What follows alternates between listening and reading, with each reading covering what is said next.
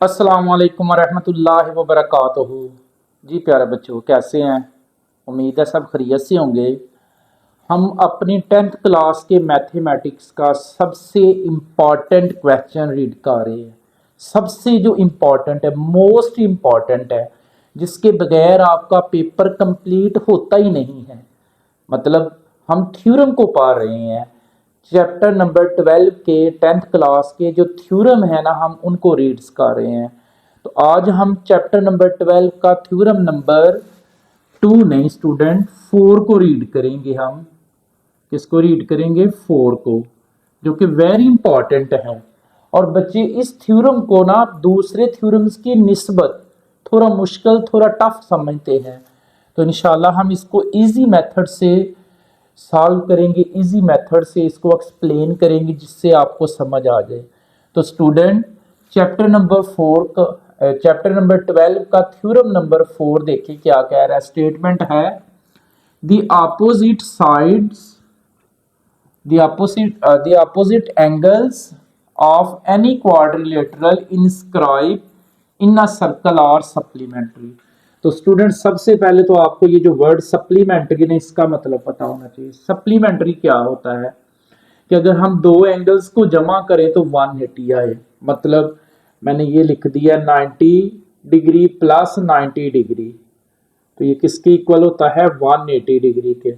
Supplementary का मतलब है 180 डिग्री, यानी दो एंगल्स को जमा करें हम तो कितना आए? 180 डिग्री आए। तो उसने कहा है एनी क्वाड्रिलेटरल इंस्क्राइब। तो हमने एक क्वाड्रिलेटरल इंस्क्राइब ड्रा करनी है, किसमें? सर्कल में। और उस क्वाड्रिलेटरल इंस्क्राइब जो है वो उसके अपोजिट एंगल्स की बात कर रहा है।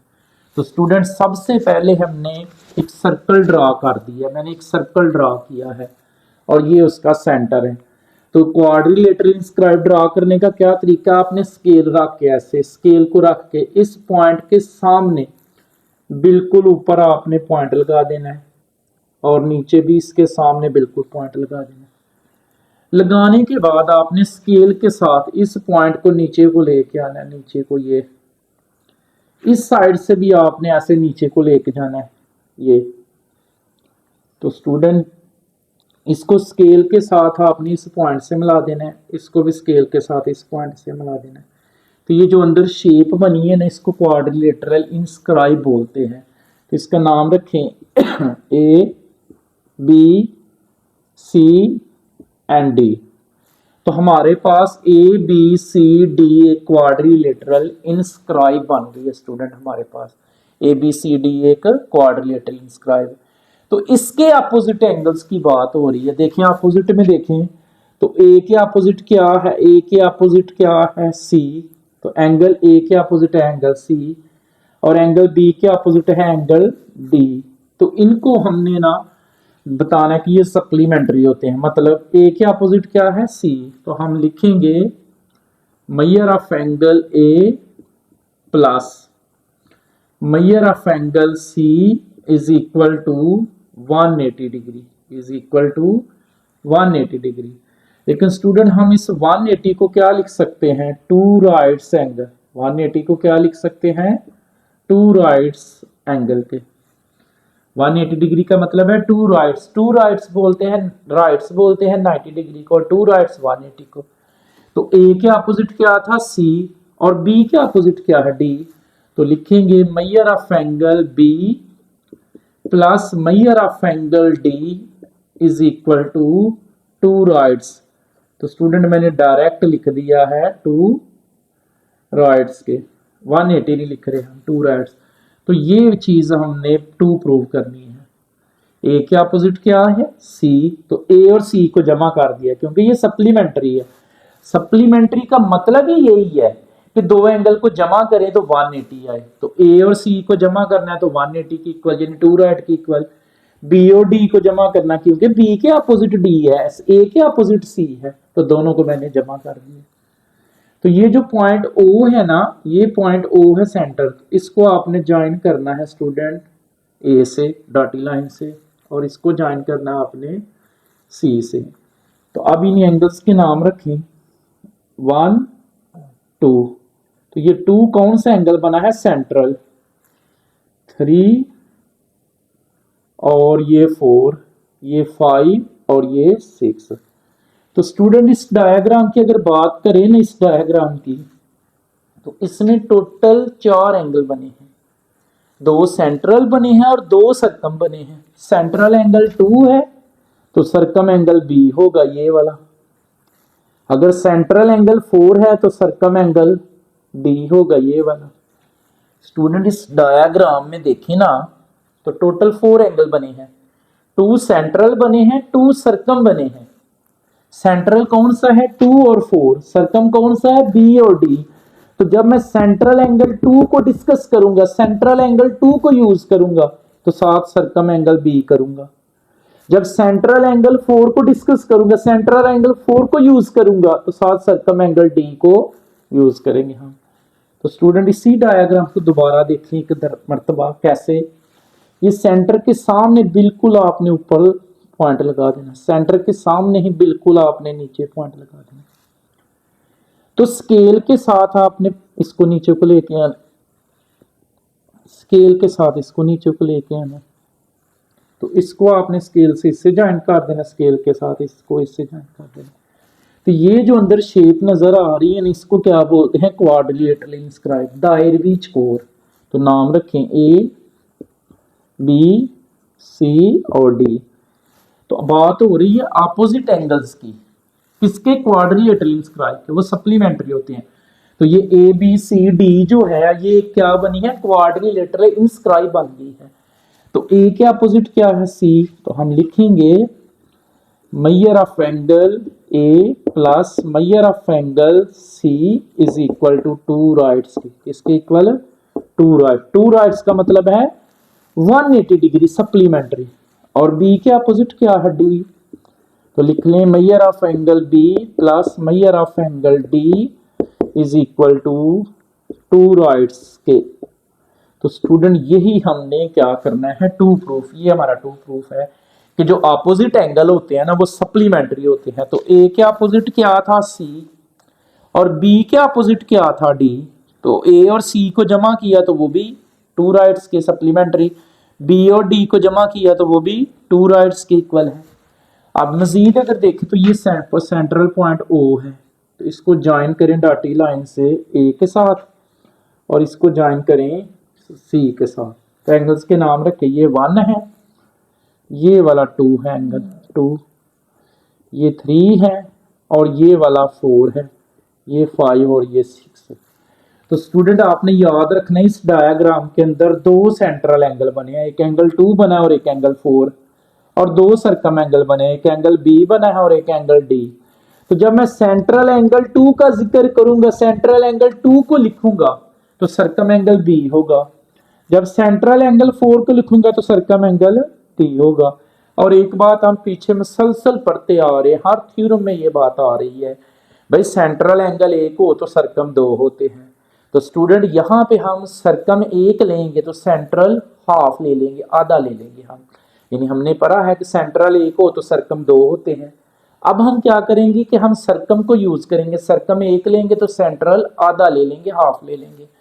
तो स्टूडेंट इसका गिवन बिल्कुल आसान है, A B C D is a quadrilateral inscribe of a circle with centre O. सबसे पहले हमने एक सर्कल ड्रा किया जिसका सेंटर क्या था ओ, और उसमें ए बी सी डी क्या थी, एक क्वाड्रिलेटरल इंस्क्राइब। तो इसको तरतीब से पढ़ लें, A B C D is a quadrilateral inscribe of a circle with centre O. 2 proof मैंने ऑलरेडी लिख दिया है 2 मरतबा। 2 प्रूफ में क्या प्रूफ करना है कि measure of angle A plus measure of angle C, क्योंकि ए और सी अपोजिट थे, इज इक्वल टू 2 राइट्स के। Measure of angle B plus measure of angle D is equal to 2 rights angle के। ये हमने 2 प्रूफ करना है। Construction हमेशा डॉटी लाइन है, तो हमने ज्वाइन किया ओ को ए से और ओ को सी से, लेकिन वो वर्डिंग चेंज कर रहा है, कहता है ड्रा ओ से ए एंड ओ से सी। तो हमारे पास कंस्ट्रक्शन क्या है, draw O A and O C है। तो right angles 1 2 3 4 5 6 as shown in the figure, जैसे कि फिगर में दिखाया गया है। तो स्टूडेंट इसका स्टेटमेंट देखें। स्टेटमेंट में पहले वो ये ऊपर वाले हिस्से की बात कर रहा है, ये ए डी और सी, ये वाला हिस्सा, तो सेंट्रल एंगल क्या बना है इसमें, इस हिस्से में सेंट्रल एंगल 2 है, तो सर्कम एंगल बी होगा। तो कहता है standing on the same arc A D B angle 2 is a central angle and angle B is a circum angle.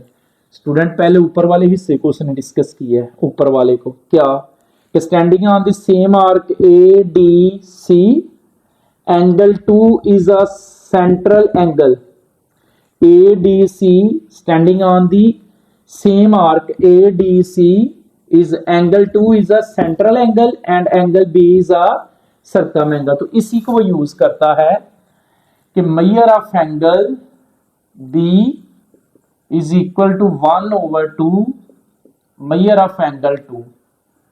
तो स्टूडेंट ये जो B है ये कौन सा एंगल है, सर्कम, और 2 कौन सा है, सेंट्रल। तो सर्कम एक लिया तो सेंट्रल हाफ ले दिया, 1/2 का मतलब हाफ। ये इक्वेशन 1 आ गई। फिर कहता है standing on the same arc, अब नीचे वाली आर्क की बात हो रही है ए बी सी की, तो angle 4 is a central angle and angle D is a circum angle. अब नीचे वाली आर्क की बात, standing on the same arc A B C angle 4 is a central angle and angle D is a circum angle. तो इसी से लिखता है therefore measure of angle D is equal to 1/2 measure of angle 4। तो ये equation कौन सी आ गई है, 2। स्टूडेंट पहले हम क्या कर रहे थे, हम सेंट्रल एक लेते तो सर्कम 2। अब मैंने सर्कम एक एक लिया है लेकिन सेंट्रल क्या कर दिए हैं, हाफ।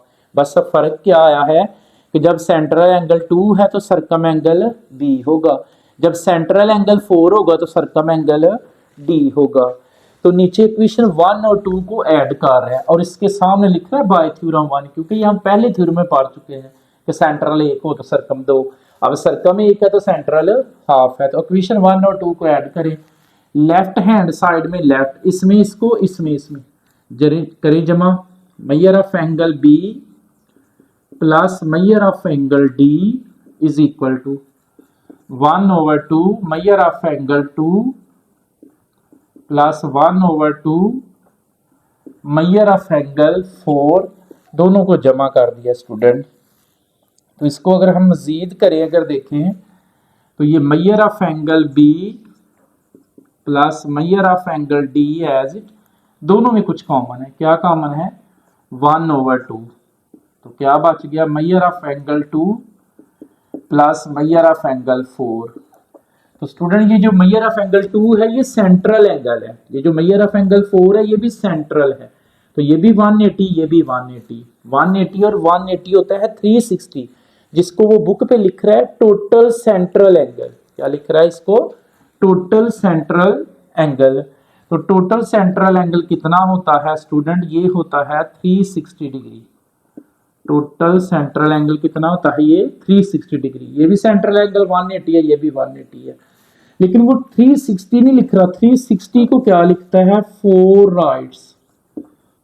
Rights angle. क्या लिख रहा है, 4 राइट्स। तो ये कैंसिल करें, 2 1 का 2 2 2 का 4, तो ये क्या आंसर आ जाएगा हमारे पास, 2 राइट्स। क्या आ जाएगा, 2 राइट्स। किसका आंसर आया है, measure of angle B plus measure of angle D।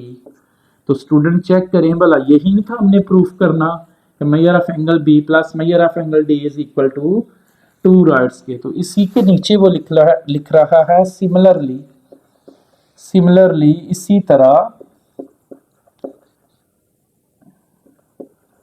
इसी तरह measure of angle A plus measure of angle C is equal to, वो भी किसके इक्वल होगा, 2 राइट्स के। किसके इक्वल होगा, 2 राइट्स के। स्टूडेंट इसको अच्छे से कर ले, रीजंस आपने खुद करनी है। याद आपने A to Z आपने बुक वाला ही याद करना है बेटा, बुक से हट के कोई वर्डिंग नहीं यूज करनी, जैसे बुक पे लिखा हुआ है वैसे का वैसे आपने करना है। यहाँ पे वो लिख रहा है total central angle, total central angle कितना होता है, 4 राइट्स एंगल्स के। तो ये वेरी इंपॉर्टेंट थ्योरम है, आपने इसको अच्छे से प्रिपेयर करना है और दुआओं में याद रखना है। अल्लाह हाफिज।